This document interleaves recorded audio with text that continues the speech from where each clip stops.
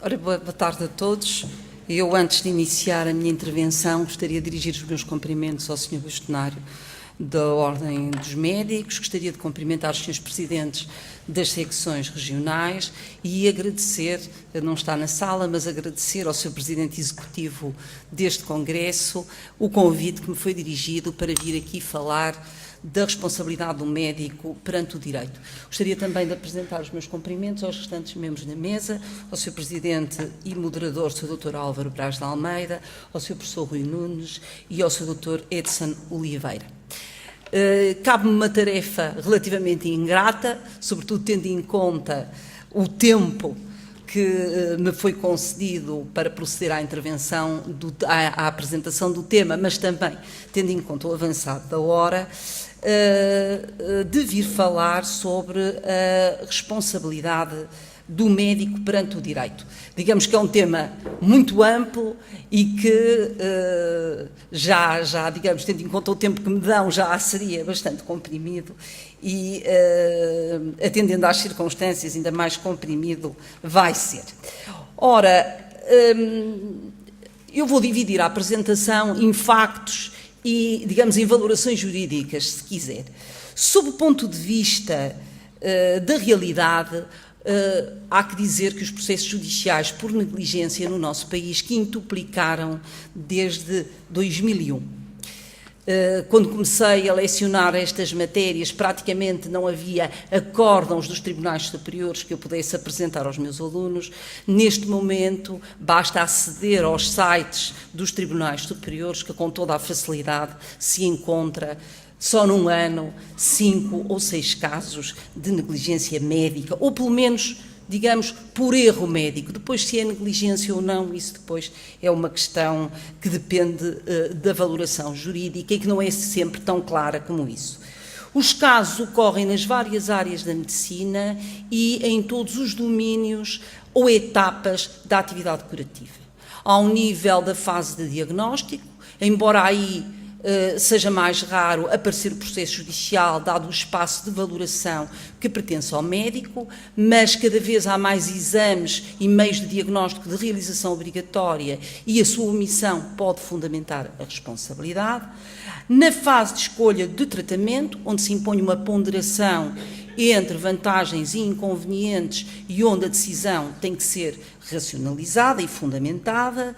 Na fase da execução da intervenção propriamente dita, aqui pode haver atrasos de reação, pode haver erros técnicos, há muitas vezes casos de responsabilidade em equipa e depois também se colocam problemas de responsabilidade em momentos posteriores ao nível do acompanhamento e vigilância do doente.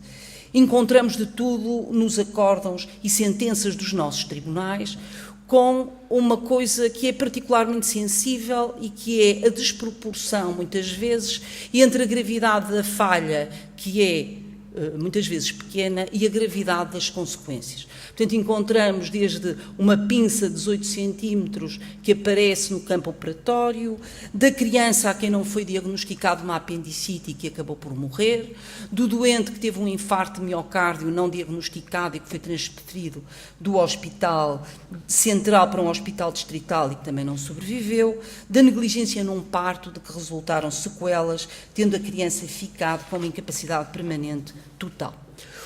Um dos maiores problemas do nosso sistema judicial e que gera grandes inseguranças a todos os níveis é o tempo que demora o processo a percorrer os tribunais, desde a primeira instância até aos tribunais superiores. Em média, um processo demora, se subir todos os graus, 8 anos a ser resolvido. O que é terrível, quer para o profissional de saúde que está envolvido no processo, quer para os próprios familiares e para o doente que querem ver também o seu problema resolvido.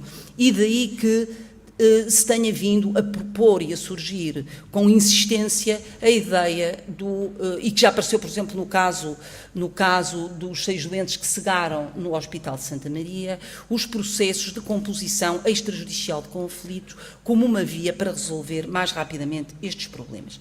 Já no que toca a indemnizações, os valores variam muito, normalmente são mais baixos onde se trata de responsabilidade individual do profissional de saúde, portanto normalmente não excedem a dezena de milhares de euros. euros, onde está envolvido o Estado, e o caso paradigmático é precisamente esse, foram concedidos à volta de 600 mil euros de indemnização aos doentes, embora o valor não tenha sido igual por doente, tendo sido depois absolvidos o técnico de farmácia e a farmacêutica que atuaram, portanto, que administraram a injeção intraocular.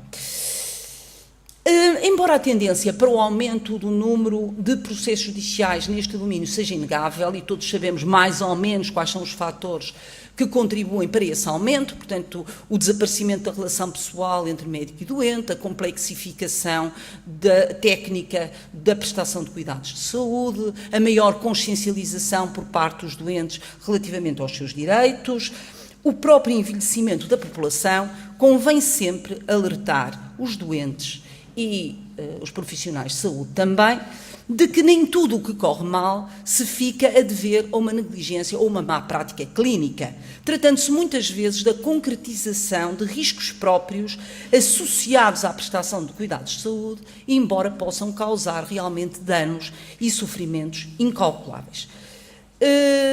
Muitos desses danos devem ser indemnizados e compensados por outras formas e não através do apuramento da responsabilidade individual ou, portanto, civil ou penal do médico, através de seguros, através de fundos de garantia, através, muitas vezes, do próprio Estado, embora o Estado não esteja nas melhores condições financeiras. Ora, quando é que não se deve atribuir o dano à responsabilidade individual do profissional de saúde? Desde logo, quando é o próprio estado de saúde do doente que se agrava. Nós podemos ter um infarto espontâneo do miocárdio durante uma intervenção, podemos ter uma ferida que não cicatriza, um cancro que vai evoluindo. O médico não se compromete a garantir a vida eterna do doente. Portanto, o médico, e isto é uma definição jurídica, compromete-se apenas uma obrigação de meios, isto é, compromete-se a colocar todo o seu saber, todo o seu esforço ao serviço do doente, não se compromete, a não ser em casos excepcionais, que também vão alargando, a conseguir ou atingir um determinado resultado.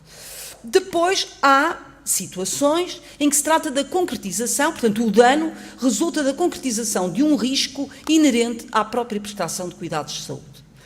Estou a pensar, por exemplo, nas infecções hospitalares, onde são cumpridos todos os cuidados de higienização e desinfecção dos espaços e dos materiais, mas que, apesar de tudo, ocorrem.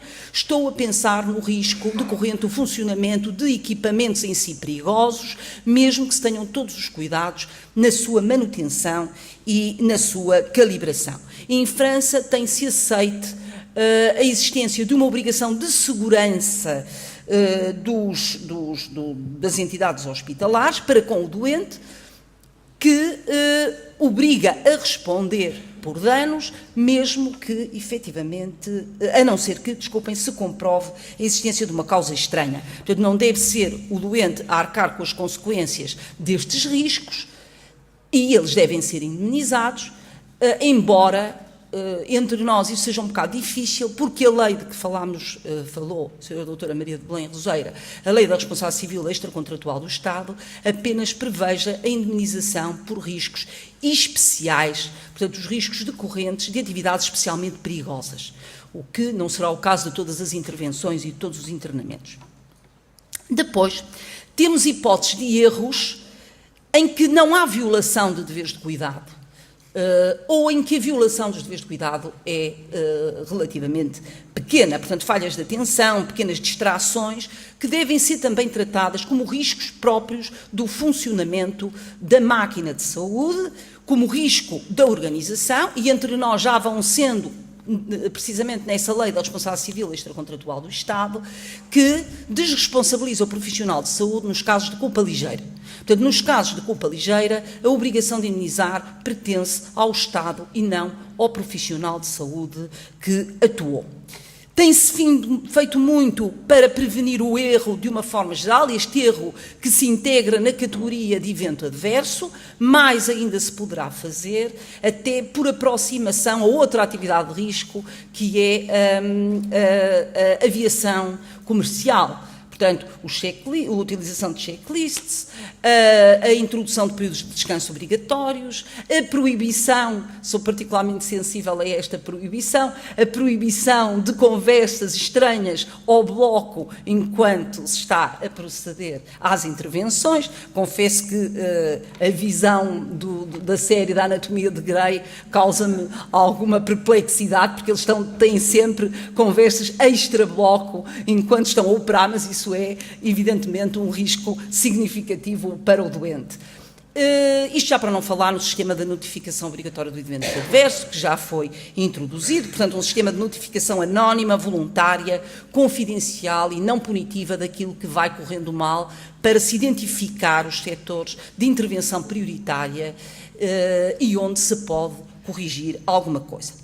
Depois, temos, portanto, isto tudo relativamente a danos que podem ocorrer e que podem penalizar o doente, mas que não devem penalizar o profissional individual, portanto, o profissional de saúde. Temos os danos e os prejuízos que decorrem de um funcionamento anormal dos serviços, que também, na mesma lei da responsabilidade civil extracontratual do Estado, estão previstos como situações de culpa do serviço.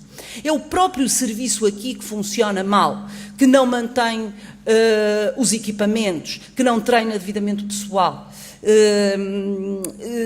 que não armazenam devidamente os medicamentos em condições de segurança. Dificuldades que evidentemente se intensificam em períodos de crise económica, mas que não se podem confundir com erros individuais. Portanto, vão-me permitir só uma breve revisão da matéria. Portanto, o dano não se deve atribuir à responsabilidade individual do profissional de saúde quando estão em causa acidentes, portanto, riscos inerentes à própria condição humana. É o doente que realmente percorre inevitavelmente o seu caminho até ao fim da vida. O risco inerente à própria prestação de cuidados de saúde, os erros pouco censuráveis ou erros que até nem são censuráveis e situações em que é o próprio serviço, mas aqui com culpa, que funciona mal.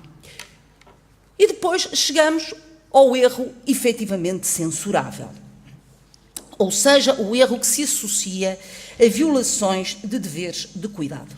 Embora haja uma tendência crescente para unificar as várias formas de responsabilidade de tal forma que se possa vir a falar, e penso que num futuro próximo, de responsabilidade médica, portanto uma responsabilidade unitária, para já a responsabilidade médica fraciona-se em vários domínios.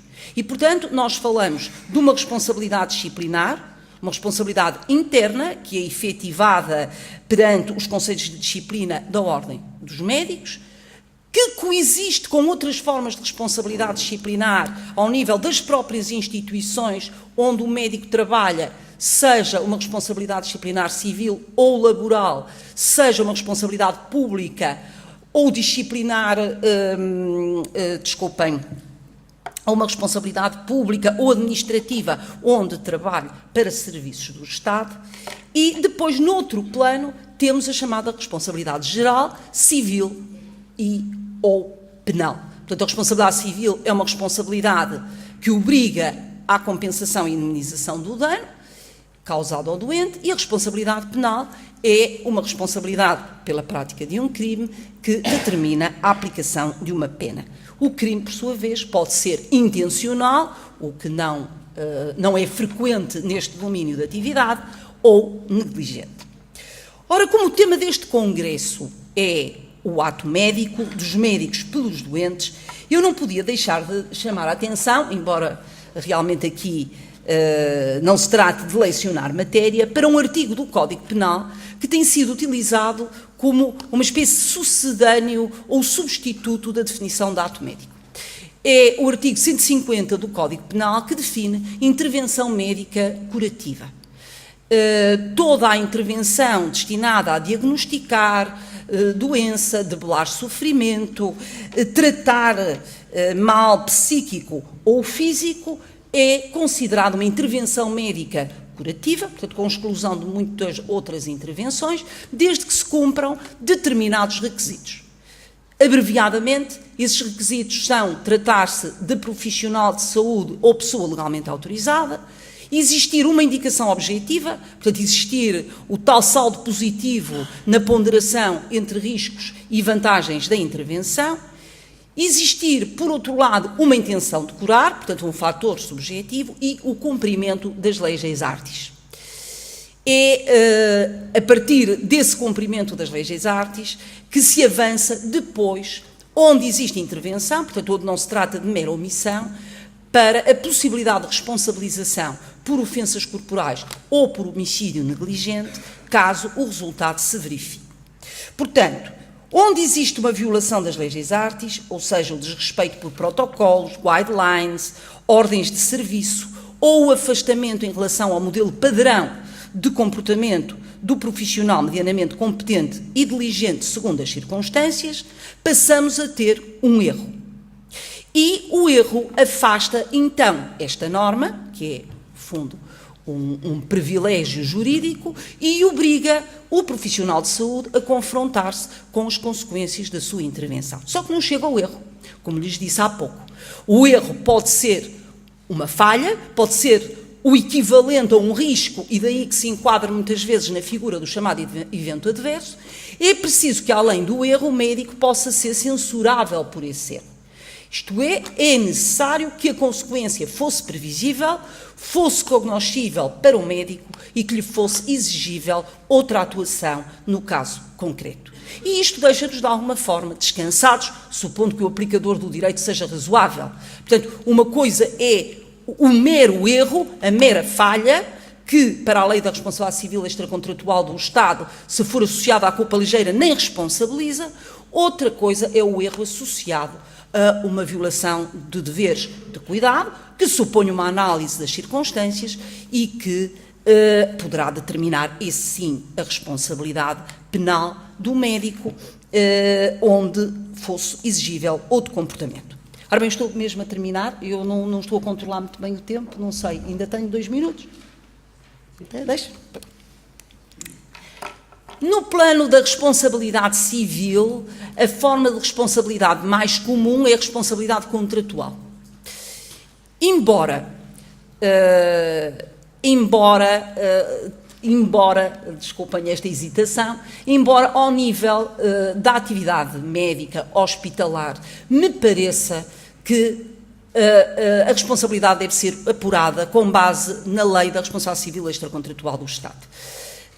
A tendência dos tribunais é para aplicar a responsabilidade civil contratual em quase todos os domínios, mas o doente, quando se dirige ao hospital, dirige-se como utente, nem sequer tem condições de negociar cláusulas ou condições de atendimento ou valores a pagar e, portanto, não existe aqui um verdadeiro encontro de vontades como a que define o contrato. Existe apenas uma prestação de serviço público de saúde e, como tal, deve ser sujeita à aplicação dessa lei, até porque ela é claramente mais favorável ao profissional de saúde.